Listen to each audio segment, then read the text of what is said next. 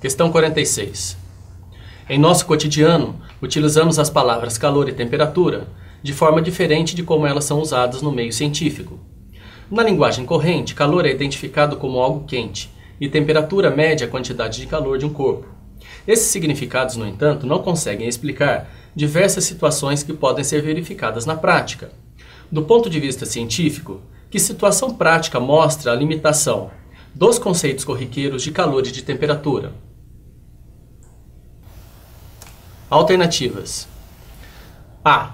A temperatura da água pode ficar constante durante o tempo em que estiver fervendo.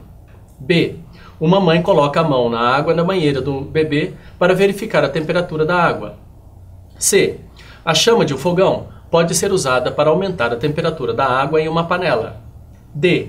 A água quente que está em uma caneca é passada para outra caneca a fim de diminuir sua temperatura. E. Um forno pode fornecer calor para uma vasilha de água que está no seu interior com menor temperatura do que a dele.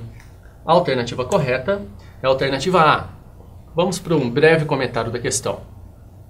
Essa questão ela traz dois conceitos importantes de termofísica, que é a temperatura e o calor. A temperatura é uma grandeza que mede o estado de agitação das partículas de um corpo.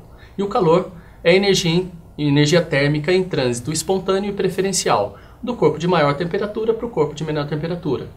Na mudança de estado físico para substâncias puras, sabemos que não existe mudança de temperatura. Resolução. Quando se aquece uma substância pura, inicialmente no estado sólido, a temperatura aumenta até atingir um ponto de fusão, PF, onde começa a derreter. Neste ponto, a temperatura é constante.